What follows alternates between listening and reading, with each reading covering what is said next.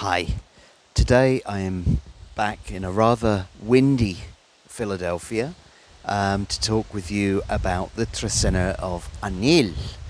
And you know, there are many ways to look at the calendar, to look at beginnings and endings, to look at cycles within the calendar. And I feel that the cycle which begins on 1 Imosh and ends on 13 Ajpu is a very important one.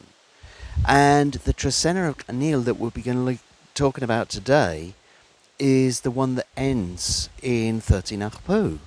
And so this is kind of like the culmination time. For me, this is certainly, I don't think it's a coincidence that we could see Anil Trecena as the last one, because Anil is representing the ripening. And what does it ripen to? It ripens to 13 Ajpu, the kind of like ultimate day, the kind of ascension day in one way you could see it. Which comes around every 260 days. But it's like the finalization before we step up a level and go back to the new dream, 1 Imosh, which we last experienced 247 days ago. So in some ways we could see this as the final 13 that's taking us to where we wanted to go. What we set out back in, what would it have been, somewhere in October of last year, when we were going in that 1 Imosh phase, when we were starting the Imosh Trecena back in, I think it was the 16th of October of last year. What we're completing now, that's what we're doing. We're bringing it to its ripeness. So it's the end of an era as such, but it's the end of one phase of growth, which is then going to lead into another phase of growth. So for me, the Anil Trecena can be seen as a very, very important one.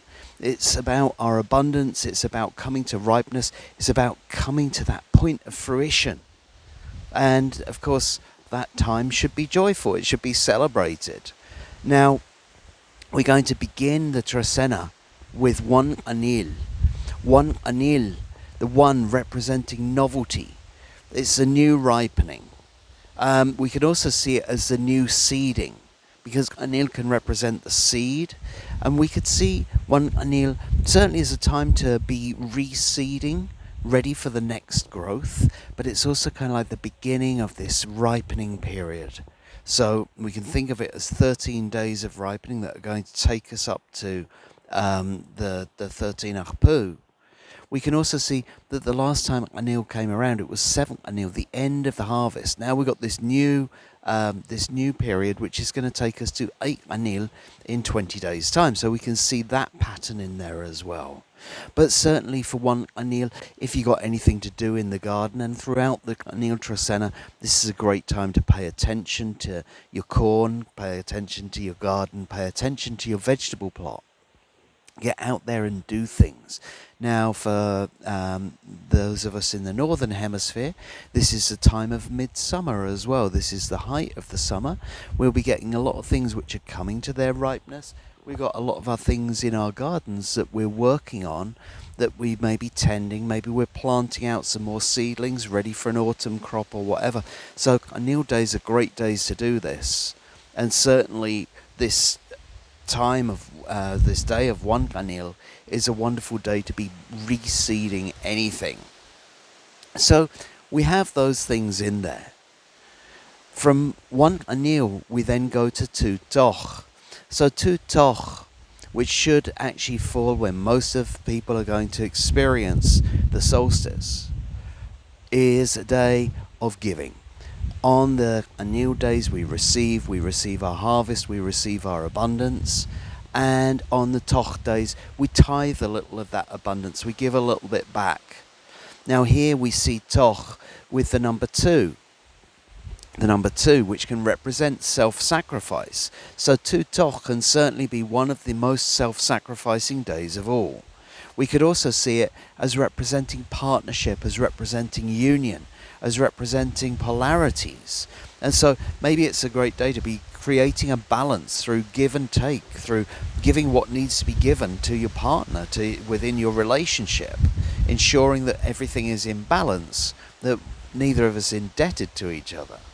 But there's also another part of that, this self-sacrificing part, the 2, combined with the Nawal of Toch, which we see as service, as giving. So Tutok is certainly one of the most appropriate days for true self-sacrifice, for true service, for really giving unconditionally. And so if there is an opportunity to give on Tutok, then certainly that would be the time to do it. The two can also help us to see the polarities, seeing the give and take, seeing also kind of like where things may be, the service is going in the right way and where maybe it's not. So there's a level of discernment in there as well.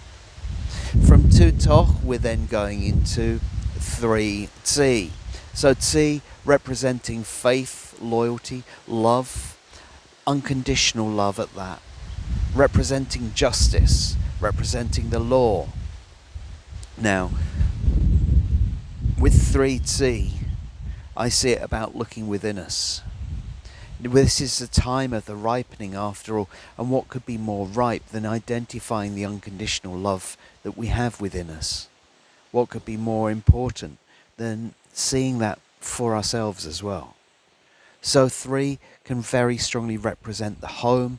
It's about creating the stable environment within the home, using your faith, using your loyalty, using your justice, as it were, to make sure that there is justice within your home, because of course this has to be set up as part of what we're going to in this ripening process. We can't build the house on the weak foundations, and surely the foundations of the house or the home have to be unconditional love, a sense of fairness, loyalty, honesty, and also this law, as it were, creating the laws of the home. And so 3 Tz'i may be a day on which our attention is called to such things. It may be and also a day where we're looking in within ourselves. This is where we find our faith. This is where we find our loyalty. It's within us. And 3 Tz'i may ask us to do that. 4 bats will then come up. 4 bats representing the creation, representing creativity. Bats, the weaver, combined here with the number which represents the physical material plane. So this is a day about getting your creativity into the physical. Bats, the nawal of the artistic genius, and 4, putting it down as something solid. So if you've got a creative project on the go, if you want to get your creativity out there as part of your ripening, sometimes we might be a little bit, kind of like afraid, as it were, to show our creativity.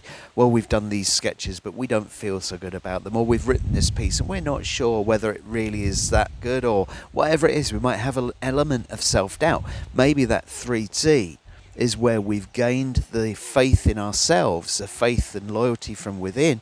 And 4 bats gives us the opportunity to now present our creation in this time of ripening out into the physical world. So it's about beautifying our physical world. It's about getting things out there. And this is what we have the opportunity to do. So any creative project that you have, if you want to take that from a theoretical moment into the physical, then 4 bats is a great day to do it on. And 4 bats is going to lead into 5 So the journey, the path, the wanderer. Often about going on a journey, about taking to the road. Is a good day to travel, but here we see it with the number 5 representing work, representing the one hand. And so it may be a day when we have to put a little bit of extra energy. We have to put our work into our journey. It's a day to focus on it. But, I always see these 5s. The future of 5 is 13 Ajpu. And so for me, what I'm kind of like seeing with that is that when we put our energy into the 5, the result is going to be a 13. Now the 13 is more than double the 5, so it suggests that our return on investment for the energy that we put in, as it were, is something which is really worth it. And so what I would say is that the journey might require a little bit more effort than you might be thinking that it was going to take. but it will be something well worth your while to do so, because really what it's going to come back to you with is going to be something extra. So, kind of like you might like to leave a little bit of extra time for your journey, just as you would on 3R, but sometimes if you come across like, you're feeling that maybe it's a bit of an uphill struggle on 5R, keep going. It's going to be worth it. The energy that you put in is going to be paid back, kind of like several fold for it. From 5R, we're then going into 6R. So R, the representation of the house. R, the spinal column, makes us stand up straight and tall. And here we see it with the number 6. That central column that we can see in the 6. So we can have the 6 as representing the physical plane, with this central column going through it, connecting heaven and earth.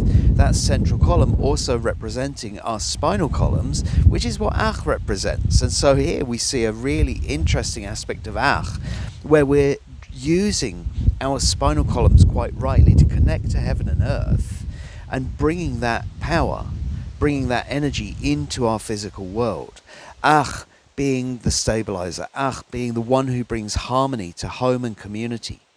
And here we see that harmony coming through our connection to the divine masculine and the divine feminine simultaneously.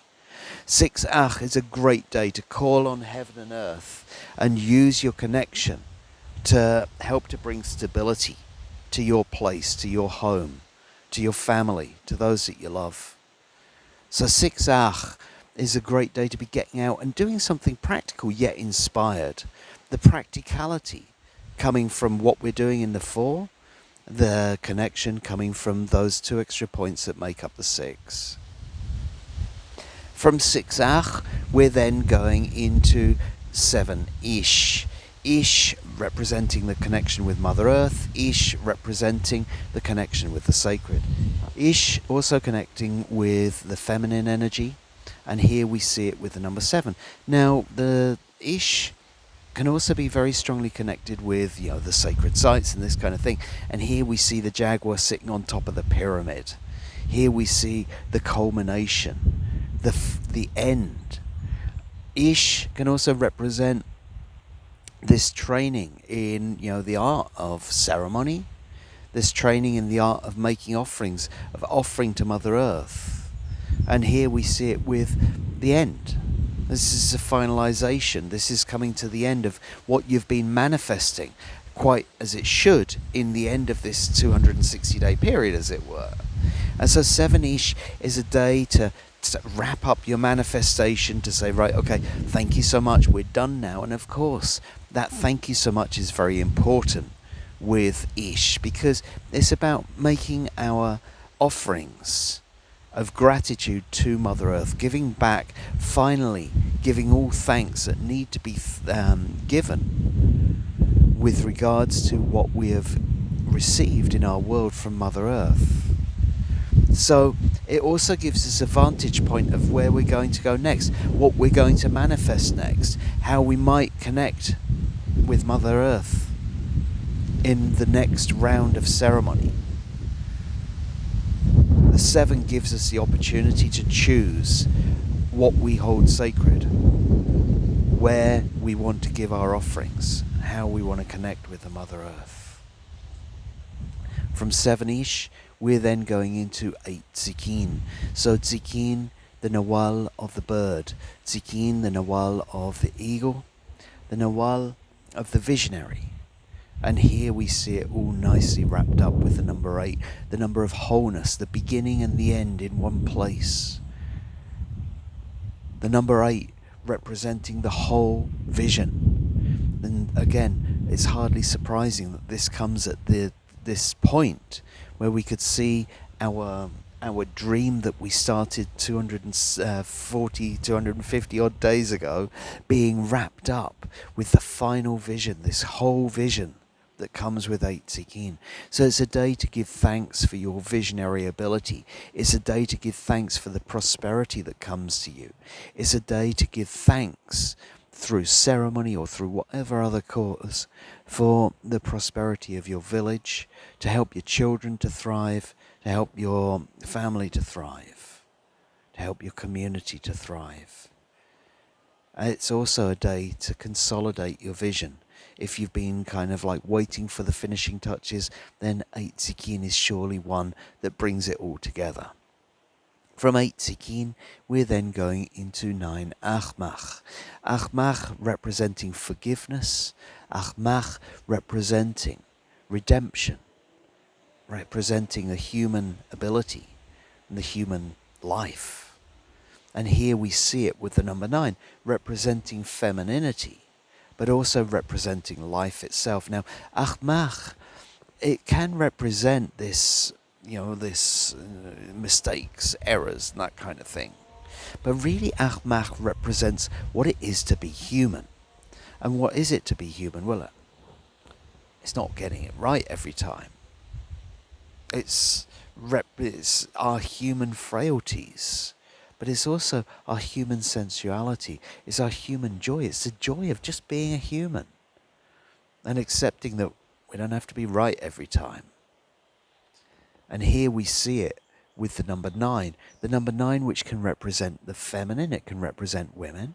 It can also represent life. And so in these two ways, we can see it as, kind of like it might be forgiveness of women. It might be forgiveness towards women, time to forgive or time to ask to be forgiven by the women in your life if that's necessary. But it's also this acceptance of life for exactly what it is.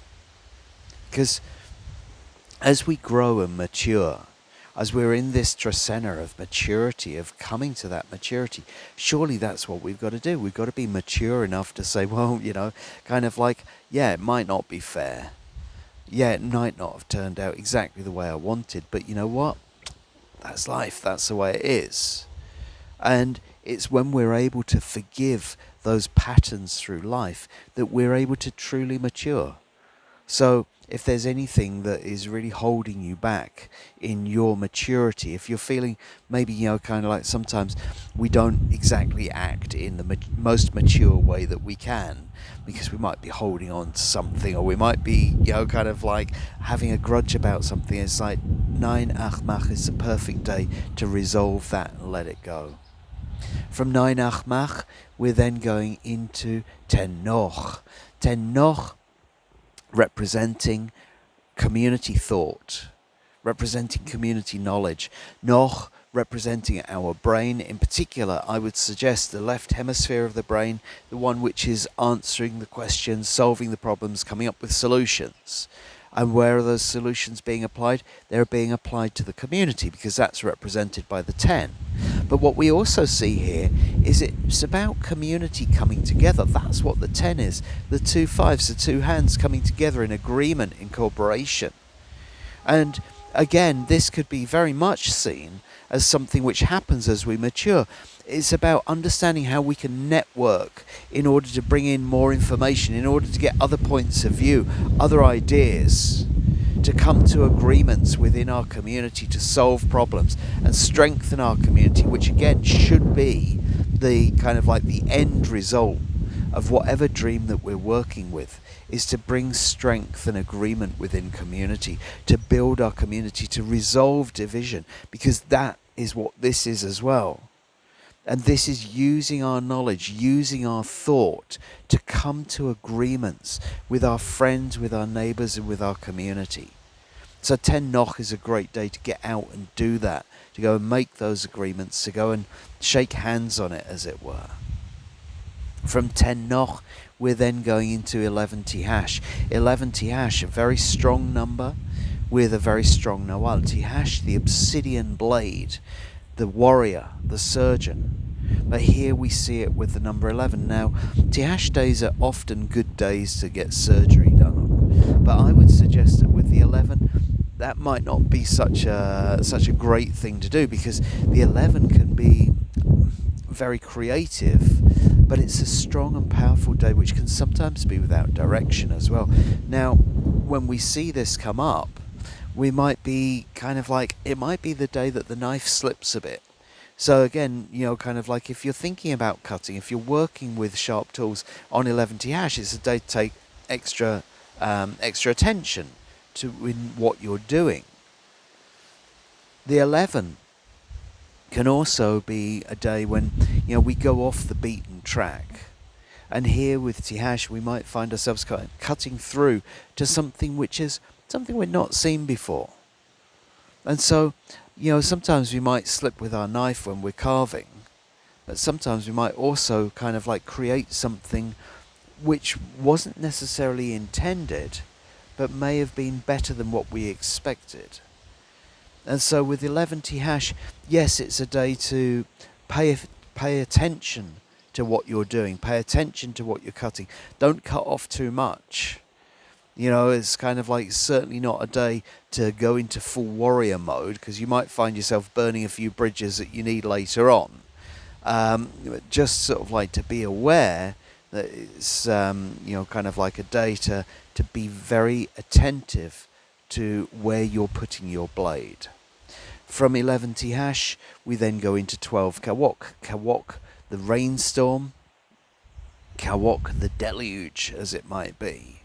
The midwife. And here we see it's the midwife to the resurrection, as it were, to Ajpu, to 13 Ajpu at that. 12 Kawok is the midwife that comes with all of life's experiences. That's what she's doing. That number 12 representing all of our experiences bundled into one place, which is exactly what we would expect as we come up to the end of this period, the end of this cycle of evolution, the end of this Trecena as well. Kawok is all about helping things to go forward. It's about clearing the way, opening the path for the newborn. And the number 12 is suggesting drawing on all of your life experiences to do so. Now, that's not necessarily suggesting that the birth is going to be a hard thing, but it's really saying kind of like this is the time to dig deep. This is the time to go back on all of what you've learned, all of what you've understood, all of what you've experienced, and use that to help to bring yourself and others forward. Use that to help to bring the new world in. Use that to help to evolve. Now, Kawok, I also see, sometimes we call it tough love, or I call it tough love rather, because sometimes that midwife, she's there to make sure that things go forward, but going forward also means going through the pain, and Kawok can sometimes bring that, but it's like, well, there's nothing else that we can do but to face it and go through it, and to use our past experience in order to help us through it, in order to help to move us forward. So 12 Kawok can be a very, very strong day. It can be a very strong day of healing. And it suggests we look back on our experience in order to make that healing happen. Because where we're going to is 13 Ajpu. 13 Ajpu, the ultimate number, the ultimate Nawal. Ajpu, which can represent the connection with Source, the reconnection with Source, the return to Source, and the number 13 representing spirit, representing the ancestors. So it's a return to the connection with the ancestors. It's the ultimate goal on our spiritual journey, because Ajpu can also represent our spiritual journey, and this is our spiritual journey connecting us with spirit. In the way that I look at things, there is also a way of creating composite nawalas, where we can look at a relationship, where we can look at a partnership. We can put two nawalas together and we can come up with a result. Now, the interesting thing is that when you combine 13 Ajpu with anything else, the result is anything else. So if we combined 5 Ish with 13 Ajpu, the result would be 5 Ish. It's like 13 Ajpu is a mirror or a sheet of glass that we put over things. And what do we see? We see ourselves exactly. So 13 Ajpu is a day to truly see yourself, is a day to truly see others as well. And that can be interesting. 13 Ajpu is where we get to, our destination.